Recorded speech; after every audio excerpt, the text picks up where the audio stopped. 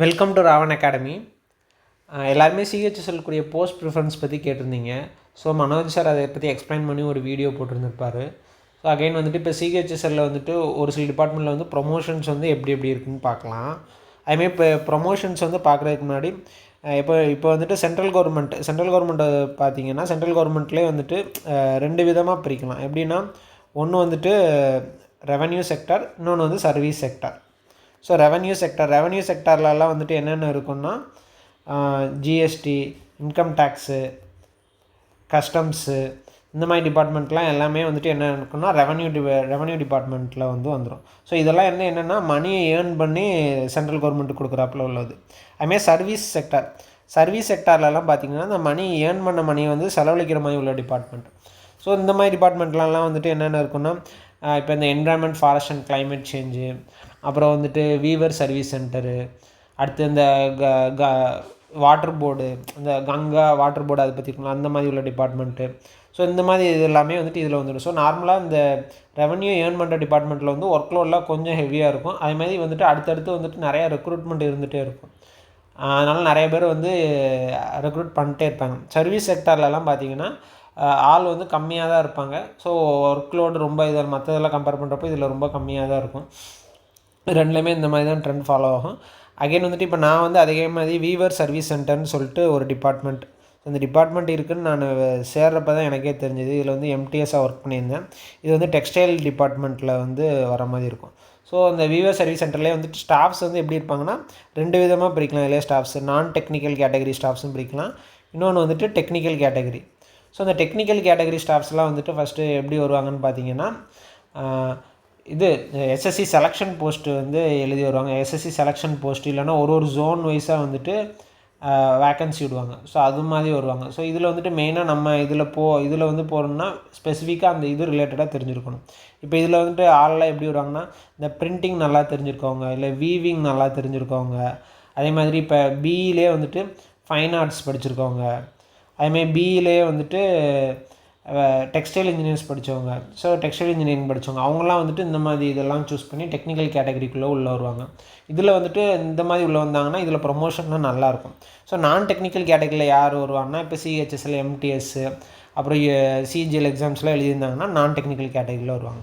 So இப்போ இதை பற்றி நம்ம இப்போ ஒரு ஓவர்வியூ மாதிரி பார்க்கலாம். நான் இப்போ ஆல்ரெடி எம்டிஎஸ்ஸாக ஒர்க் பண்ணியிருந்தேன் வீவர் சர்வீஸ் சென்டரில் 2 இயர்ஸு.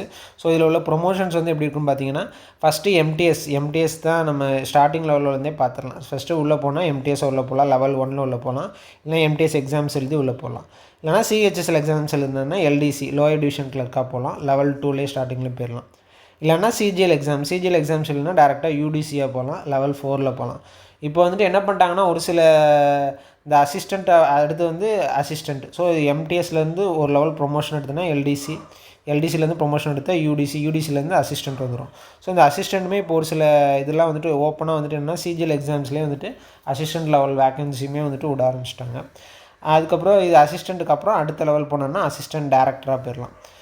அதே மாதிரி இப்போ இதுமாதிரி ஒவ்வொரு ப்ரொமோஷனுக்குமே வந்துட்டு எவ்வளோ டைம் எடுக்கும் பார்த்தீங்கன்னா நியர்லி வந்துட்டு ஒரு 8 to 10 இயர்ஸ் வந்துட்டு ஒரு ப்ரொமோஷன்லேருந்து இன்னொரு ப்ரொமோஷனுக்கு எடுத்துடும். ஸோ எம்டிஎஸ்லேருந்து எல்டிசி ஆகணுன்னா ஒரு 10 இயர்ஸ் எடுத்துடும். அதுமாதிரி எல்டிசிலேருந்து யூடிசி ஆகணுன்னா ஒரு 10 இயர்ஸ் எடுத்துடும். யூடிசிலேருந்து அசிஸ்டண்ட் ஆகணுன்னா ஒரு 10 இயர்ஸ் எடுத்துடும். 8 to 10 இயர்ஸ் மேக்ஸிமம் எடுத்துடும். எடுத்தால் நீங்கள் அடுத்தடுத்து ஒரு ப்ரொமோஷனாக வந்து இதில் எடுக்க முடியும். அதே மாதிரி இப்போ பார்த்தீங்கன்னா இப்போ அசிஸ்டன்ட் டைரக்டர் இருக்கார ஒரு டிபார்ட்மெண்ட், அந்த டிபார்ட்மெண்ட்டோட ஹெட்டுன்னு யாருன்னு பார்த்தீங்கன்னா டேரக்டர் தான் வந்துட்டு அந்த டிபார்ட்மெண்ட்டோட ஹெட்டாக இருப்பாங்க. ஸோ அந்த டேரக்டர் கீழே வந்துட்டு அசிஸ்டன்ட் டேரக்டர் ஒரு 4-5 பேர் ஒர்க் பண்ணுறாப்புல இருக்கும். ஸோ நம்ம இப்போ நான் டெக்னிக்கல் கேட்டகரியில் எல்டிசி இல்லை யூடிசியாக போயிருந்தோம்னா நம்ம வந்துட்டு ஃபைனலாக போய் எப்படி நிற்போம்னா அசிஸ்டன்ட் டேரக்டராக போய் நிற்கலாம். அட்மின் அசிஸ்டன்ட் டேரக்டர் அட்மின்னு சொல்லுவாங்க. ஸோ அந்த மாதிரி போஸ்டிங்கில் போய் நிற்கலாம், கெஸ்டட் போஸ்ட்டு. அதுவே வந்துட்டு ஆனால் என்ன லெவலில் வரும்னா லெவல் 7ல் தான் அதுவே வந்து நிற்கும். இப்போ நம்ம சிஜியில் டேரெக்டாக எழுதி போனீங்கனாலே நீங்கள் லெவல் 7 தான். இல்லை எல்டிசியாக ஜாயின் பண்ணி நீங்கள் ஒரு 25 இயர்ஸ் 30 இயர்ஸ் ஒரு சர்வீஸ் முடிஞ்சிருந்தாலுமே நீங்கள் வர்றது லெவல் 7 தான். ஸோ அதனால் கொஞ்சம் வாய்ஸாக திங்க் பண்ணி நீங்கள் சிஜிஎல் எக்ஸாம்ஸ் அடுத்து படிக்க முடிஞ்சதுன்னா பெட்டர், நல்லா படிச்சிருங்க, அடுத்தடுத்து போயிருங்க. ஸோ இந்த மாதிரி டிபார்ட்மெண்ட்லாம் நம்ம போயிட்டோன்னா கண்டிப்பாக நமக்கு இந்த மாதிரி தான் க்ரோத் ஆப்பர்ச்சுனிட்டிஸ் வந்து இருக்கும். ப்ரொமோஷன் க்ரோத் ஆப்பர்ச்சுனிட்டிஸ் இந்த மாதிரி தான் இருக்கும். ஸோ இது வந்து எந்த மாதிரி இதுக்கெலாம் ஃபாலோ ஆகும்னா மேக்ஸிமம் வந்து ஐசோலேட்டட் கேட்டகரியாக இருக்கிற நிறையா டிபார்ட்மெண்ட்டுக்கு வந்து இந்த மாதிரி தான் ஃபாலோ ஆகும். இந்த என்விரான்மெண்ட் அண்ட் ஃபாரஸ்ட் சேஞ்சு, அப்புறம் வந்துட்டு மைன்ஸு, இந்த மாதிரி நிறையா இருக்கிறது எல்லாமே வந்துட்டு இந்த மாதிரி கேட்டகரியில் தான் வரும். அதே மாதிரி இதில் இந்த அசிஸ்டண்ட்டுன்னு இருக்கா, அந்த அசிஸ்டண்ட் வந்து வேறு நேமில் சொல்லுவாங்க. ஒரு சில இதில் வந்து சூப்பர்வைசர்னு சொல்லுவாங்க, இன்னொரு சில இதில் வந்து சூப்பர்னன்ட்டு, இல்லைன்னா ஆஃபீஸ் சூப்பர்னன்ட்டு, எல்லாமே வந்துட்டு இந்த அசிஸ்டண்ட்டை வேறு நேமில் வச்சு சொல்லுவாங்க. இதில் போனோன்னா டீசெண்டாக லெவல் 6 போகிற மாதிரி இருக்கும், ஓரளவுக்கு ஓகே.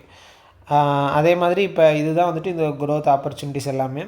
அப்புறம் வந்துட்டு இப்போ ஒரு வேளை நம்ம போஸ்ட் ப்ரிஃபரன்ஸ் வந்து செலக்ட் பண்ணுற பற்றி மனோஜ் சார் எக்ஸ்பிளைன் பண்ணியிருப்பார். அகெயின் வந்து இதில் பார்த்தீங்கன்னா பெஸ்ட்டு வந்துட்டு நீங்கள் சூஸ் பண்ணுற மாதிரி இருந்தீங்கன்னா சிஜிடிஏ வந்து ஃபஸ்ட்டு சூஸ் பண்ணிடுங்க. ஏன்னா controller general of defence account வந்துட்டு ரொம்ப பெஸ்ட்டு இருக்கிறதில்ல என்ன கேட்டானா.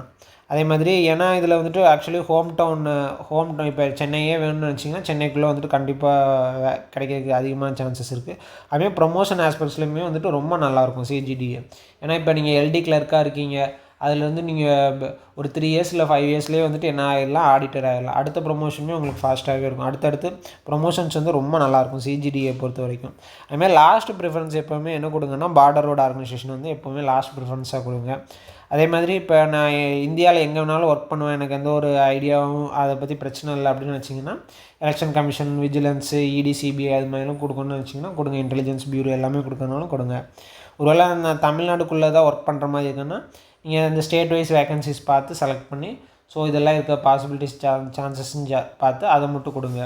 ஆனால் சிஹெச்எஸ்எல் எக்ஸாம்ஸ் வந்து நம்ம ஆல் ஓவர் இந்தியா எங்கேனாலும் ஒர்க் பண்ணோம். ஸோ அப்படி தான் அதில் லையபிளாக இருக்கும். நம்ம எங்கேனாலும் ஒர்க் பண்ணாலும் நம்ம ரெடியாக இருக்கணும் அப்படிங்கிற மாதிரி தான் இருக்கும். பட் ஆனால் ஸ்டேட் வைஸில் உங்களுக்கு வேக்கன்சிஸ் இருந்துச்சுன்னா பெட்டர் தமிழ்நாட்டில் கிடைக்கிற மாதிரி இருந்துச்சுன்னா தமிழ்நாட்டிலே கிடச்சிடும், ஒன்றும் பெரிய இஷ்யூஸ் இல்லை. அதுமாதிரி பாஸ்போர்ட் அதை பற்றின ஐடியா வந்து இல்லை. ஒருத்தவங்க கேட்டிருந்தாங்க, ஆனால் பாஸ்போர்ட் அந்த இதை பற்றி அதில் சிஹெச்எஸ்எல் வேகன்சி எப்படி இருக்குன்னு கேட்டிருந்தாங்க. அதை பற்றின ஐடியா இல்லை, அது வந்து ஓப்பனாகவே சொல்லிடுறேன். Okay, thank you.